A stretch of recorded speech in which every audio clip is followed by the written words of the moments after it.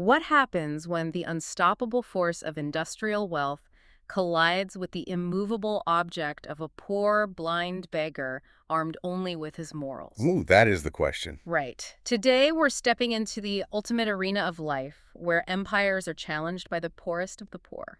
It is quite the clash. It really is. But hey, before we jump into this incredible story, I want to take a quick moment to welcome you. If you love gaining knowledge quickly but thoroughly and, enjoy these deep dives into classic literature, please humbly consider subscribing to the Simplified Summary channel. Yeah, absolutely. Hit that like button and share your valuable comments down below. It really helps us bring more of these insights to you. It makes a huge difference. So today, our mission is to provide a complete, in-depth summary and analysis of a monumental masterpiece of Hindi literature. It's called Rangbhoomi, which translates to the arena of life. Written by the legendary author Premchand. Exactly. And we are drawing from translated excerpts and detailed plot points from the original Hindi text to really extract the core narrative, unravel the intricate web of characters, and explore the profound socio-political themes of the book. And there are a lot of them. So many. But we're going to do all of this without overwhelming you with information overload. Think of this as your ultimate shortcut to being deeply well-informed about one of the most important literary works of the 20th century. Okay, let's unpack this. It's truly an epic narrative. And honestly, to call it just a novel almost feels like an understatement. Yeah, yes. Because Premchand doesn't merely write a story here. He constructs an entire breathing society on the page. He captures the immense friction of 1920s colonial India. It's so vivid. To truly understand Rangbhoomi, we have to first understand the physical and social geography of where it takes place. Right. The story is set in and around the ancient, culturally massive city of Benaras. But Premchand immediately draws a sharp, unforgiving line between two vastly different worlds within the setting. Yeah, it's a tale of two cities almost. Exactly. On one hand, you have the wealthy, bustling city itself. The text describes it explicitly as a place for the rich to buy and sell. It's filled with modern schools for their children, sprawling estates, and very notably, courts of law. I remember reading the excerpt about those courts. Premchand gives us this piercing piece of commentary right at the start. Oh, it's brilliant. He describes these legal institutions as arenas where, quote, under the guise of justice, the throats of the poor are strangled. That is such a vivid image. Chilling, right. It sets the tone perfectly for what's to come. It does, because it strips away the illusion of civilized bureaucracy. I mean, Premchand is telling you right on page 1 that the law in this world is not a shield for the vulnerable. Yeah. It is a weapon for the powerful. And contrasting entirely with this wealthy urban center, we have the outskirts, specifically a rural village called Pandepur. Right. And Pandepur is described as existing almost in a different century compared to Benaras. The text notes that this is a place entirely beyond the reach of city lights and municipal water supplies. Completely cut off. It's inhabited by manual laborers, coachmen, the displaced poor, and basically people who have essentially been pushed out of the city by the wealthy elite. Yeah. It's a world existing entirely in the shadows of urban prosperity. It feels very sensory when you read it. You can almost smell the dust and the cattle. Exactly. It is a space of marginalization, but also of deep traditional community. And it's in this marginalized space, among the poorest of the poor, that we meet our central figure, our unlikely hero. Surdas. Surdas. Let's spend some real time on Surdas because he is such a complex, fascinating character. He's a frail, physically weak, blind man. Yes. And the text also notes that he belongs to the Chamar caste. Now, for those listening who might not be intimately familiar with the social structures of early 20th century India, could you break down what that means for his standing in this society? Absolutely. It is a crucial piece of context. In the rigid traditional caste system of that era, the Chamar community was categorized as untouchable, or dalit. Right. This means Surdas is at the absolute lowest rung of the social hierarchy. He is marginalized not just by his extreme poverty, not just by his physical disability of being blind, but by his very birth. It's a triple burden. Exactly. Society dictates that his physical presence is considered polluting to the upper castes. He makes his meager living by begging on the paved roads outside the city. But the way Premchand writes him subverts everything you might expect from a character in that situation. I mean, Surdas doesn't view his begging as a source of shame, does he? He doesn't cower. No, he doesn't. And that is where the philosophical core of the novel really begins to take shape. What's fascinating here is how he sees his begging philosophically. Oh, so. He sees it as a specific role assigned to him by God in the grand play of life, the Rangbhoomi. He doesn't see himself as a victim of fate, but as an actor playing his part with absolute devotion. He has this signature blessing he gives to everyone who passes by, whether they drop a coin in his bowl or just ignore him completely. Yes, his mantra. He says, Data. Bhagwan tumhara kalyan kare, which means giver. May God bless you. He sits out there, leaning on his simple stick, enduring the freezing cold winters and the scorching summer winds. But he isn't written as just a tragic, miserable figure. Not at all. He actually has a deep love for music, he possesses immense spiritual devotion, and the text explicitly points out that while his outward physical vision is closed, his inner vision is wide open. That inner vision is his superpower. If we step back and look at the historical context, Premchand's writing this during a time when India is grappling with how to resist massive colonial and capitalist forces. Right, the 1920s. So Surdas embodies a philosophy of resistance that relies on extreme, peaceful stubbornness and an unshakable moral core. It sounds very familiar. It does. This book was published before Mahatma Gandhi's philosophy of nonviolent resistance had entirely reshaped the global consciousness. Yet Surdas is already doing exactly what Gandhi would later preach. Wow. He's using passive endurance and immense spiritual wealth to fight back against a massive empire, all while existing in absolute material poverty. That is a brilliant way to frame it. He is the moral center of the universe Premchand has created. And it's fascinating how the text explores the societal view of begging itself. Oh, yeah. Because later in the story, we meet elite characters who view his begging as an absolute nuisance, just a sign of societal decay and laziness. Yes, the modern capitalist characters view him as a pest. Yet the text deliberately brings up a counter-argument through the historical context. Right. One of the wealthier characters later reminds others that in ancient Vedic times in India, begging was not a sign of failure. Far from it. In fact, kings, princes, and deeply respected sages would willingly give up their wealth and beg for alms as a spiritual practice. To learn humility. Exactly. It was a way to learn true humility and completely detach from material wealth. So Surdas is essentially living that ancient, revered spiritual reality, but the modern industrializing world around him is judging him by entirely capitalist standards. Completely. They measure a man's worth by his bank account and his productivity, whereas Surdas measures his worth by his spiritual duty. Precisely. And that clash of measurement, how we define the value of human life in a piece of land, is the spark that ignites the entire narrative. Because that modern capitalist standard is about to come crashing right into Surdas's quiet world in Pandepur. It absolutely is. Which brings us to the inciting incident of the novel.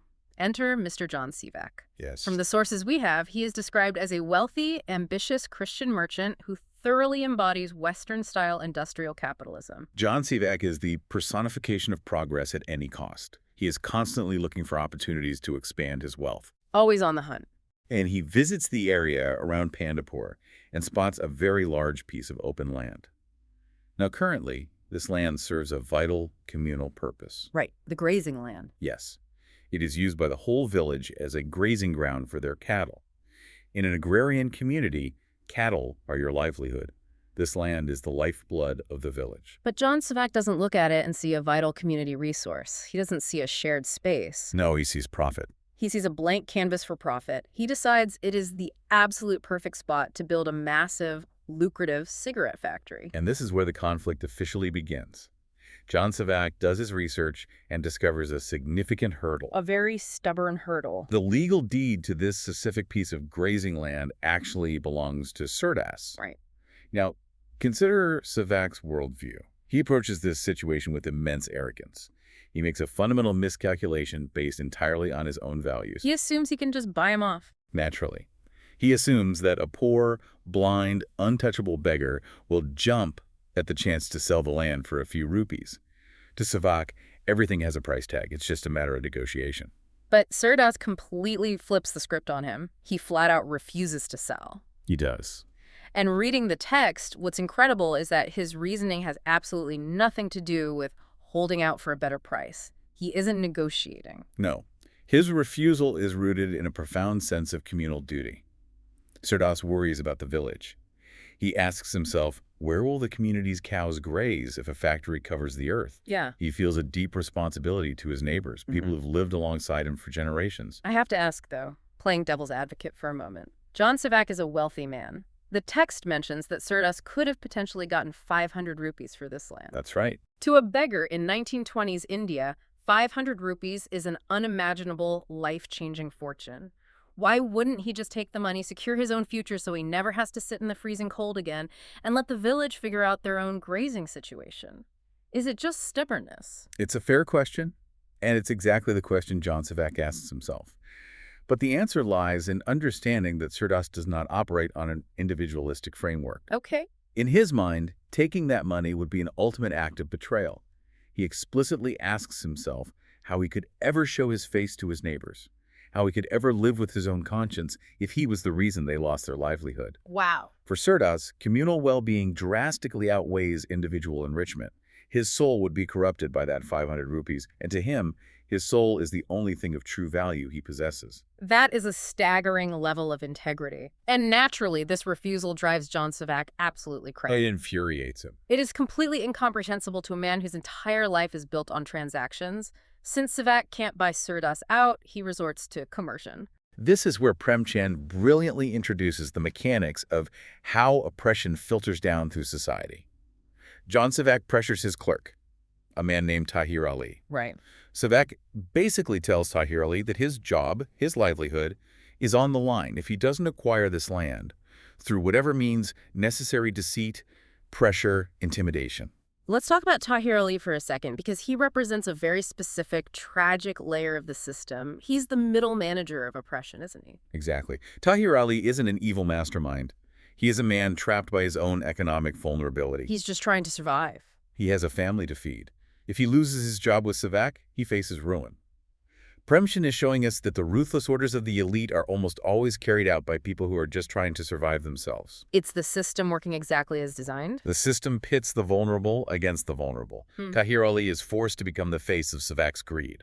There is a specific scene in the text that perfectly illustrates this clash of worlds, and it is absolutely heartbreaking to read. The carriage scene. Yes.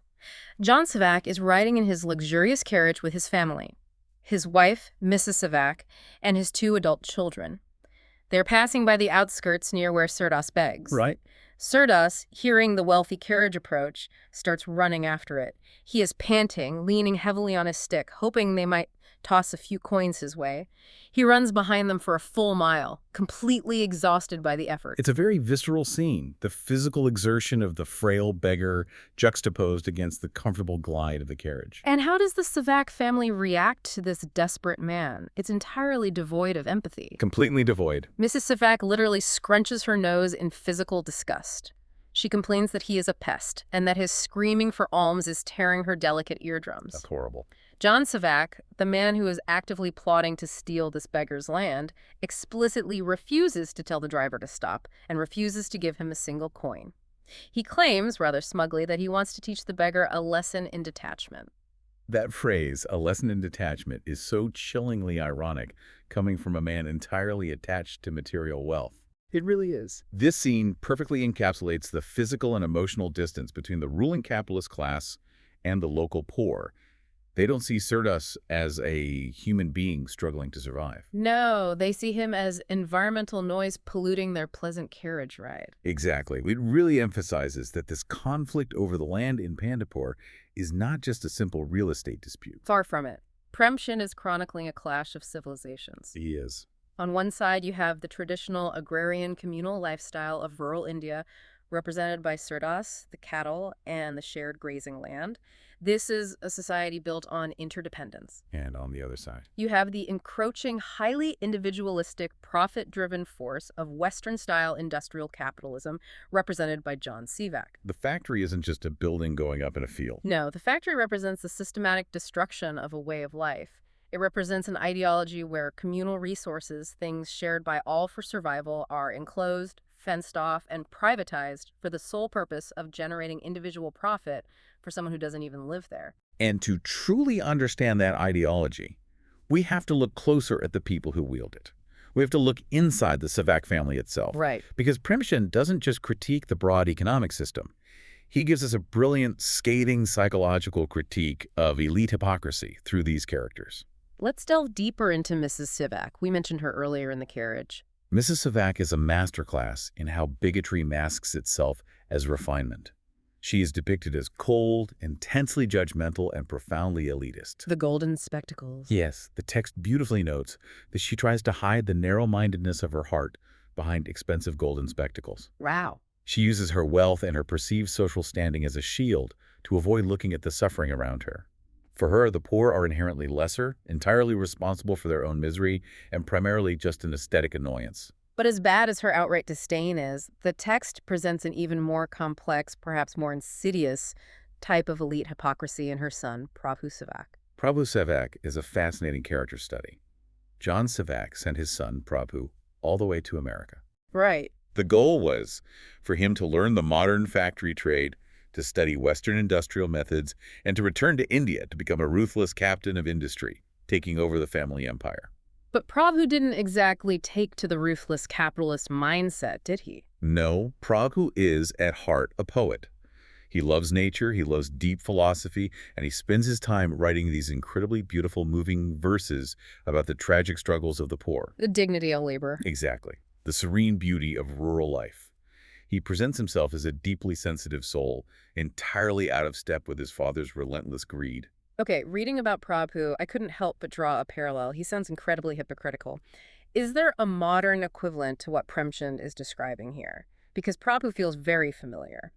I think you can definitely draw a line from Prabhu to a very specific modern archetype. How would you contextualize him? Would it be fair to compare him to the modern armchair activist? Okay. You know the type. The person who writes beautifully crafted, highly emotional social media threads about poverty, inequality, and social justice from the comfort of their luxury condo. Spot on.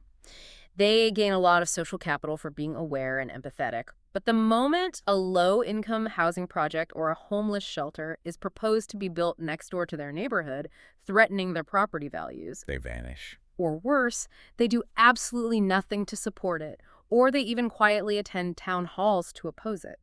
They seem to love the idea of the poor as a concept for their art or their online persona, but they recoil from the messy, demanding reality of actual poverty. That is an incredibly sharp and highly accurate comparison. And Premchand explores exactly that dissonance. Yeah. There is a crucial dialogue in the text that exposes Prabhu's true nature.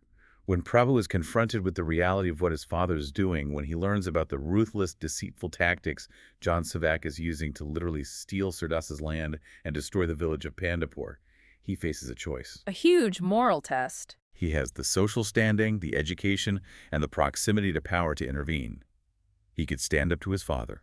He could use his privilege to stop a tangible injustice happening in his own backyard. But let me guess. The poet doesn't suddenly become a warrior for justice. Not at all. He doesn't lift a finger. Instead, he retreats entirely into his poetic sensibilities. How convenient. Very. When confronted, he claims that the world's messiness, the sheer ugliness of his father's business dealings, simply depresses him too much. He says he just wants to retreat to a small, quiet hut somewhere in the woods and write his poetry in peace, away from the cruelty of the world. But wait, playing devil's advocate here, isn't documenting the struggles of the poor a form of activism in itself? By writing poetry about their plight, isn't he at least raising awareness? Why does Premchand judge him so harshly for just wanting to be an artist? That's the exact defense Prabhu would likely use. But Premchand judges them harshly because he is exposing a fatal flaw in performative empathy. The text argues that Prabhu's poetry actually serves the oppressor. Because by romanticizing the struggle of the poor in beautiful verses, while actively refusing to fight alongside them when he has the power to do so, Prabhu turns their real, visceral suffering into aesthetic entertainment for the rich. Ooh. His poetry allows the elite to read a sad poem, shed a tear, feel good about their own capacity for empathy, and then go right back to exploiting the very people the poem is about. That is so true. True empathy in the arena of life requires action. It requires risk. If you have the power to stop an act of oppression and you choose to sit back and write a poem about it instead, Premchand is arguing that you are complicit in that oppression. Your beautiful words are entirely empty. Wow. That is a devastating critique. It really forces you to examine the difference between feeling bad about an injustice and actually taking a stand against it. It does. But thankfully, there's one member of the Sevak family who actually understands that difference and takes action. Yeah. And that brings us to Sophia, or Sophie, John Sevak's daughter. Sophia is the moral counterweight within the Sevak family. She's the complete opposite of her mother's bigotry and her brother's empty poetic posturing. Thank goodness for that. From the sources, we see she is deeply empathetic, fiercely rebellious against structural injustice, and possesses a rock-solid moral compass that she refuses to compromise. Let's go back to that carriage scene for a moment. When Surdas is running behind them, exhausting himself for a coin, and the parents are disgusted, what is Sophia doing? Sophia is the only one in that carriage who feels genuine, agonizing pity. The text notes that she looks at Surdas and tells her family that his soul must be hurting. She sees him as human. She does. She's desperate to help him, but she is trapped. She doesn't have any money of her own on her to give him, and she is subject to her father's authority in that moment. But she doesn't stay trapped forever. Her empathy eventually reaches a breaking point, doesn't it? It does. As the situation with the factor escalates, Sophia becomes utterly disgusted by her family's treatment of the poor in Pandepur, and specifically their ruthless, amoral pursuit of Surdas's land. She can't ignore it anymore. She realizes that living in that house means living on the profits of extortion. Yeah. So she takes a radical step. She actually leaves her home. For a young woman in 1920s aristocratic India, leaving her family's wealth and protection is a massive, dangerous act of rebellion. It is societal suicide. She completely severs ties with her mother because she realizes they are fundamentally, morally incompatible. There's that moment with religion, too. Yes, there's a powerful moment where her mother tries to use religious guilt, telling Sophia that God will punish her for her disobedience to her parents. And Sophia's response? Sophia stands firm, essentially deciding that she would rather face the wrath of her mother's God than be complicit in the crushing of the poor. It's outside of this toxic family environment, once she has stepped into the wider world, that we see the complexities of love, duty, and rebellion really unfold for Sophia. Yes, a whole new chapter. She enters into a romance with a young man named Vinay Singh. Now, Vinay is a fascinating character in his own right. He comes from a wealthy, aristocratic Rajput family. Let's pause to explain the cultural weight of that. Coming from a Rajput family in this context means coming from a lineage that prides itself intensely on martial history, rigid codes of honor, courage, and unyielding pride. The warrior class. The Rajputs were historically the warrior class, the kings and defenders. But Vinay has channeled that historical warrior energy into a different kind of fight. Yes, Vinay has taken a solemn vow of social service. He wants to dedicate his life, his wealth, and his aristocratic influence, not to ruling, but to uplifting the nation and fighting for the marginalized. He has these very lofty goals. He is driven by high, almost soaring ideals of patriotism and justice. So when Vinay and Sophia meet, it's not just a simple physical attraction. The text describes their relationship as one of the most intellectually engaging parts of the entire novel. It is a deeply philosophical romance, isn't it? It is. Their love is profound, intellectual, and deeply spiritual. They connect on the level of shared moral outrage and a shared desire to change the world. But it's not a fairy tale. However, their relationship is not easy. Premchand uses them to explore the tension between personal desire and public duty. Sophia, despite loving him, is constantly plagued by anxiety. About what? She worries that her love for Vinay might become a chain holding him back from his ultimate duty to his country. What exactly are they debating? When we talk about a philosophical romance, what are the actual arguments they're having? They are debating the nature of sacrifice. Sophia struggles with the idea that personal romantic love, the desire to build a life together, to be safe, to have a family, might distract Vinay from the grand, self-sacrificing, dangerous ideals he has sworn to uphold. That love makes you cautious. Exactly. She believes that a man destined for great social change cannot afford the luxury of personal attachments, because love makes you fearful of losing the person you love, which makes you hesitant to risk your life for a cause. There's this amazing moment where Sophie writes to Vinay expressing exactly this. She tells him that true love shouldn't pull a man down from his high ideals to the mundane comforts of domestic life. It's a beautiful letter. She essentially says, I love you, but I love the hero in you more, and I won't be the reason you stop being a hero. And that philosophy gets put to the absolute ultimate test later in the story.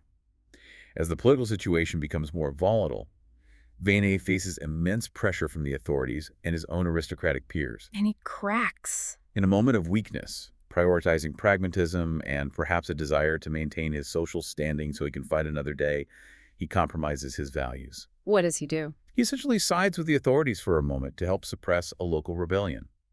He betrays his vow. When Sophia finds out, her reaction is stunning. She doesn't rush to comfort him. She doesn't play the supportive partner, telling him that he did what he had to do in a tough situation. She brutally critiques him.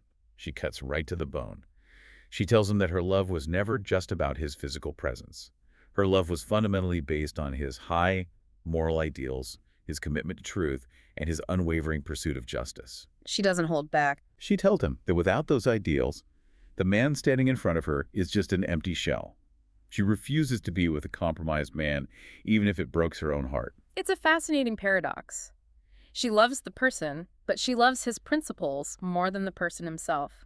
It raises such a complex question about what we are actually falling in love with when we love someone's character. He really does. But to complicate Sophia's life and the entire political landscape further, we are introduced to a character who represents the overarching power in this world, the colonial antagonist of the story, Mr. Clark. Mr. Clark is the British district magistrate. In the hierarchy of 1920s colonial India, he represents the absolute, ultimate authority of the British crown in that specific region. He has all the power. He controls the police, the courts, and the administration. And Mr. Clark is intensely fascinated by Sophia. He courts her, hoping to marry her, but as we read about Clark, he emerges as a character of terrifying duality. He really is. Premchand masterfully constructs him to show the two faces of empire. Let's talk about the first face. When Clark is interacting with Sophia in her social circles, he acts like the perfect, polite, deeply cultured gentleman. He is soft-spoken, he accommodates her opinions, he discusses literature, and he presents himself as a civilized, rational man. But the moment he leaves the drawing room and steps into his official administrative role, that civilized mask slips completely. Completely. In his office, he is a ruthless enforcer of colonial law against the Indian citizens. He has no qualms about using extreme state violence. And he twists the law. He actively twists the justice system to crush anyone who opposes the colonial government, and specifically anyone who opposes John Sevak's factory, because British commercial interests and British political power are inherently linked. This contrast has to be deliberate. Premchand isn't just writing a two-faced villain. He's making a point about how colonialism functions, right? Exactly. The text frames this as a critique of how colonial violence is frequently masked by aristocratic politeness and bureaucratic procedure. It's all very neat and tidy on the surface. Right. Clark can sit and discuss delicate poetry and romance with Sophia over tea, and then, without his pulse even quickening, sign eviction orders that destroy the lives of hundreds of people in Pandepur. He probably sleeps like a baby, too. He believes he's bringing order and commerce to an uncivilized land, which justifies the brutality in his own mind. If Mr. Clark represents the heavy hand of British law, how does he actually enforce it on a local level? Because the British were vastly outnumbered in India. How does a single magistrate impose this much suffering without sparking a massive, immediate riot every time he signs a paper? That is the pivotal question, and it transitions us perfectly into understanding the machinery of the system.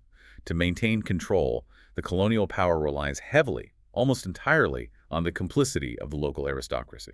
Which brings us to characters like Raja Mahendra Kumar Singh. Yes. Let's talk about the Raja. He is the head of the local municipality, and he is a fascinating, deeply frustrating character because he represents the fundamentally compromised Indian aristocracy of that era.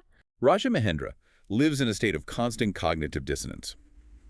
In private, behind closed doors with his peers, he considers himself a true patriot. Sure he does. He genuinely believes in the betterment of India and probably resents the British occupation on a theoretical level. He wants to be seen as a leader of his people. But in public, when the rubber meets the road. In public, he constantly, almost pathetically, bows to Mr. Clark and the British authorities. Yeah. He is terrified. Terrified of what? Terrified of losing his prestige, his royal title, his comfortable position on the municipal board, and his immense wealth. So he becomes a tool for the very empire he privately claims to resent. This tension is highlighted brilliantly through his marriage to Indu. Now, Indu happens to be Vinay's sister, meaning she comes from that same fiercely proud Rajput lineage. And Indu possesses that unbending Rajput spirit in spades. She absolutely hates her husband's sycophancy.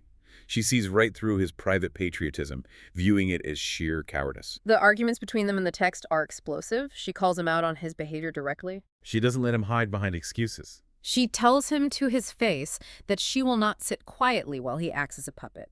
Specifically, she is outraged that he is using his local municipal power to help John Sevak steal Surdas's land just to please Mr. Clark.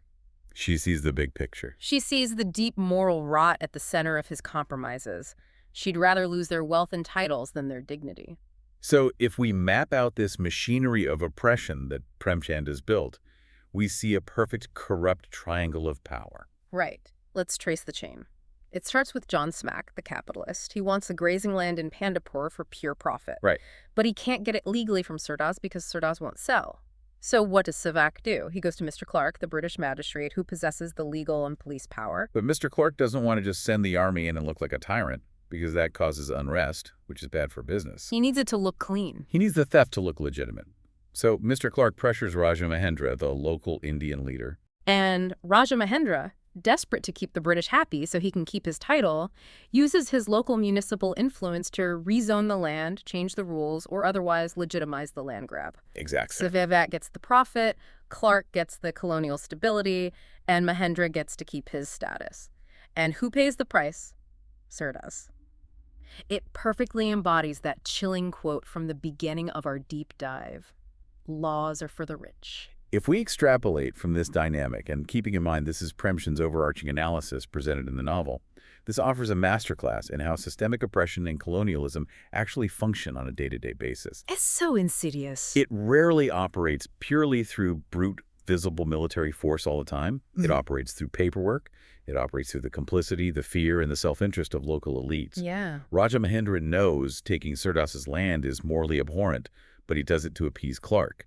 Clark does it to support British commercial interests represented by Sevak. It's a machine. The entire system is meticulously designed to insulate the powerful, enrich the wealthy, and crush the vulnerable, all while making it look like a standard legal process every step of the way. It's infuriating to read because it's so meticulously constructed and feels so realistic. And through all this high-level corruption, all these meetings in mansions and magistrate offices, what is actually happening down on the ground to Surdas? The reality is much harsher down there. The battle for the land in Pandepur doesn't stay a quiet legal dispute. It escalates into a wider structural rebellion. The entire community starts to wake up and realize what is truly at stake. Yes, the tension mounts. But Surdas isn't just fighting the factory and the police. Premchand makes his life infinitely harder by introducing intense trials from within his own community. This is a crucial aspect of Premchand's writing. He is a realist. He doesn't romanticize the poor as perfect, flawless saints who are always united. No, they are human. He shows the messy, often cruel reality of poverty and how systemic pressure can make marginalized people turn on each other.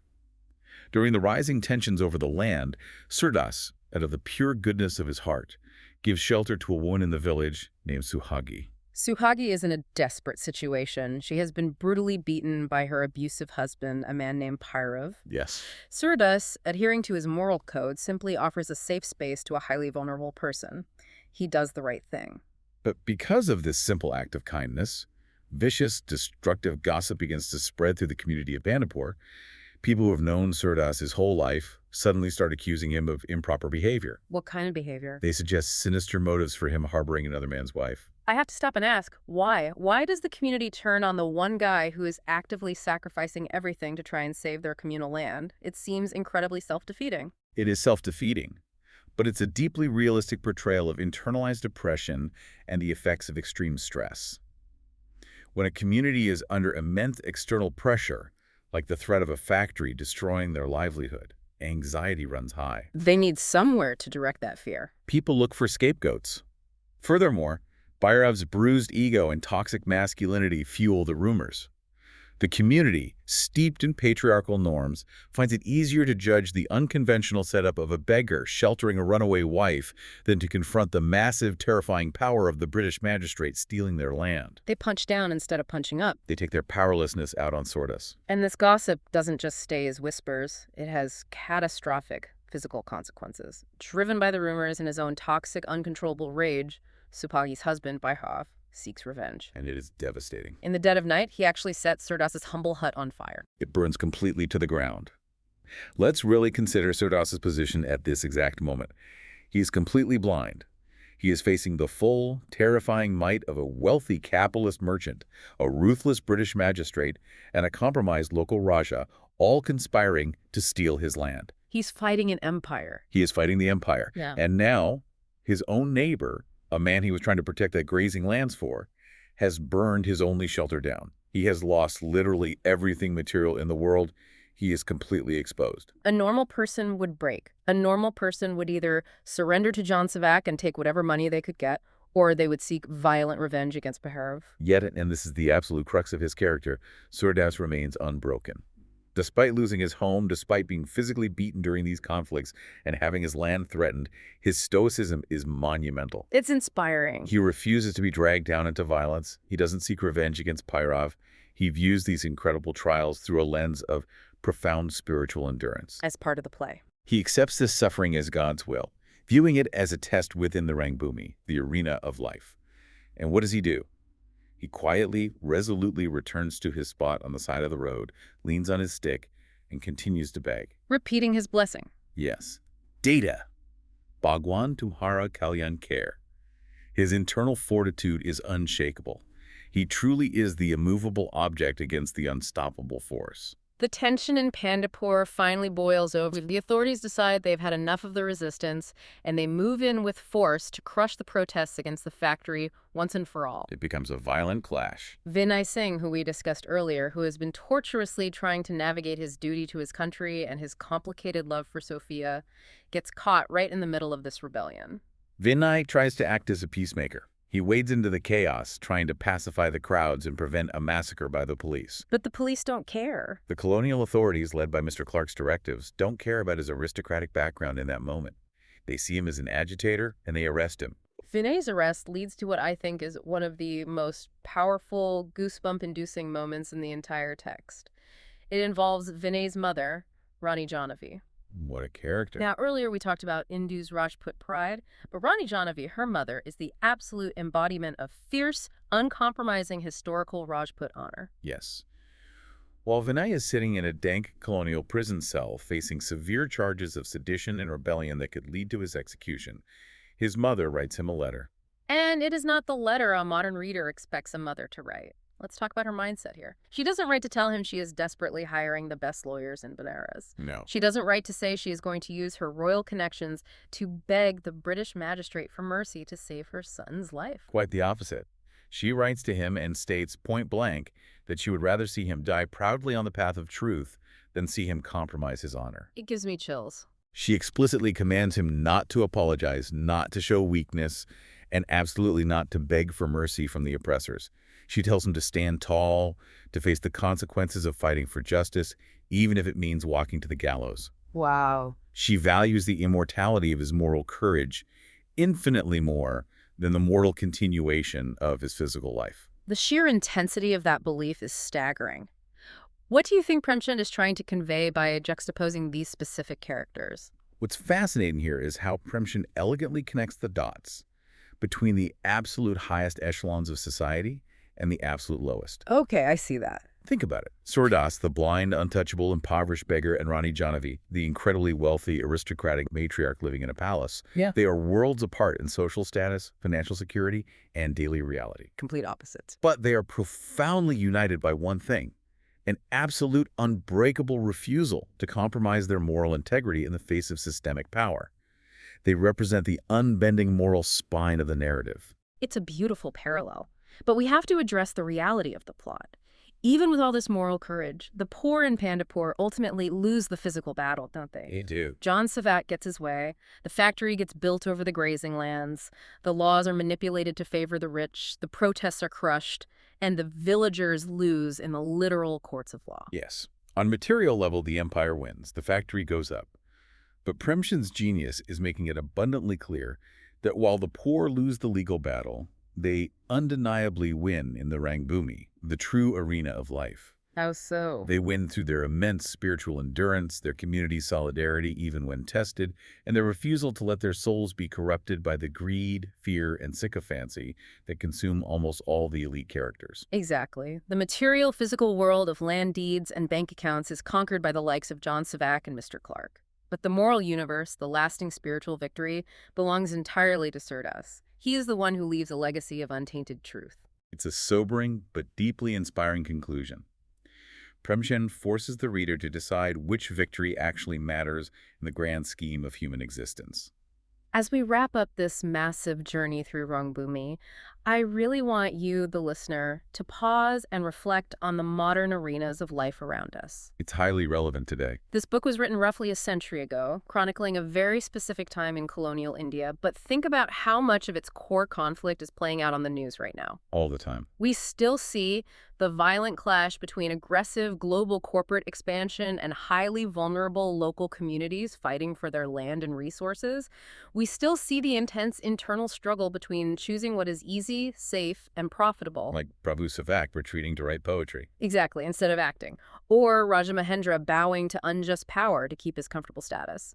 And choosing what is difficult but right, we still see people forced to choose between comfort and integrity, like Surdas protecting his community against all odds, or Sophia walking away from her toxic family wealth because she refuses to live on exploited money. The parallels are undeniable. The arena of life hasn't changed at all. Only the names of the players have. If I can leave you with one final provocative thought, looking back at the totality of Premchand's text, consider the central metaphor. Okay. Surdas's physical blindness is used as a stark, deliberate contrast throughout the entire book, with the metaphorical blindness of the wealthy, sighted characters. That's a great point. John Sevak has perfect vision, but he is completely blinded by his greed and his adherence to capitalism, unable to see the humanity of the people he destroys. Raja Mahendra is blinded by his desperate, pathetic need for social status and hollow titles. Even Prabhu. Even Prabhu Sevak is blinded by the beauty of his own poetry, unable to see the ugly, demanding reality requiring his immediate action. Premchand leaves us with a profound, unsettling question to ponder long after the final page. In a society that is absolutely obsessed with material progress, wealth accumulation, and status, who are the ones truly living in the dark? That is an incredible question, and one that absolutely stays with you long after the story ends. It challenges how we view everyone around us. That brings us to the close of our deep dive into the magnificent world of Rangbhoomi. If this in-depth exploration brought you some unexpected aha moments and helped you truly understand the weight of this incredible literary work, please humbly consider subscribing to the Simplified Summary YouTube channel. We'd love to have you. Don't forget to hit that like button to support the content, share this video with fellow learners who love deep literature, and please leave your valuable comments down below. We really want to know, who do you think is the true hero of this story? Is it Surdas, Sophia, Rani, Janhavi? Let us know. Until next time, keep exploring.